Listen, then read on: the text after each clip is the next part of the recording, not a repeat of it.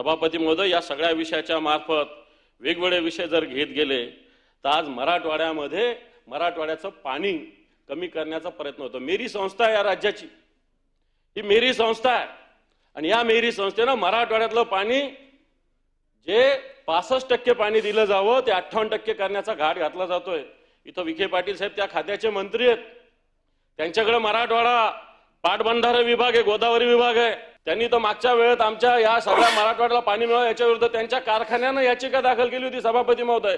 आणि मला असं वाटतं या सगळ्या याचिकेमध्ये या मराठवाड्याचं पाणी कमी होईल अशा प्रकारची भीती मराठवाड्याच्या जनतेच्या मनामध्ये सभापती महोदय। हा अर्थव्यवस्थेशी निगडीत महत्व आहे, कारण मराठवाड्यात जायकवाडीचं पाणी जे वरून पाणी येतं नगरहून नाशिकहून, हे पाणी आलं तर मराठवाड्यातले प्रकल्प चालू शकतात। समन्यायी पाणी वाटपाचं धोरण असताना या मराठवाड्यावर पाणी वाटपामध्ये मोठ्या प्रमाणावर अन्याय होतोय।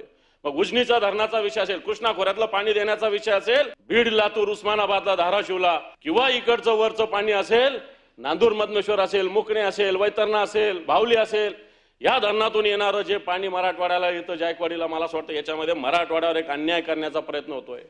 परंतु मराठवाडा सुद्धा पेटून उठेल। आपण राज्याचा विचार केला पाहिजे, एका विभागाचा विचार कोणीच केला नाही पाहिजे, माझ्याच सगळ्यांनी। आणि म्हणून एक समन्यायी पाणी वाटपाचा विषय सुद्धा सभापती महोदय महत्वाचा आहे। मी या सगळ्या विषयावर बोलत असताना एवढं सांगेल, मी जास्त वेळ घेणार नाही, परंतु मला असं वाटतं आताची ही जी पुरवणी मागण्या आहे या सगळ्या करत असताना राज्य आत्ताच्या घडीला 8,000 कोटी रुपयाचं राज्याच्या डोक्यावर कर्ज आहे। राज्य सरकार मोठ्या मोठ्या योजनेच्या घोषणा तर मोठ्या करतंय, परंतु प्रत्यक्षात अंमलबजावणी कोणती होत नाही। कित्येक विभागाला प्रोव्हिजन मोठी केलेली असून सुद्धा त्यांना निधी मिळालेला नाही। कित्येक विभागाला निधी प्रोव्हिजन कमी असताना त्याच्यापेक्षा जास्त निधी मिळालेला आहे। त्यामुळे आर्थिक घडी या राज्याची मिटलेली सभापती महोदय ही जर एकत्रित करायची असेल तर सर्वसामान्य माणसाला न्याय द्यावा लागेल। लोकप्रिय घोषणाच्या मागे आपल्याला न जाता खऱ्या अर्थाने या राज्याचा विचार करावा लागेल असं मला वाटतं। एवढंच बोलतो आणि मी थांबतो। धन्यवाद सभापती महोदय। जय हिंद, जय महाराष्ट्र।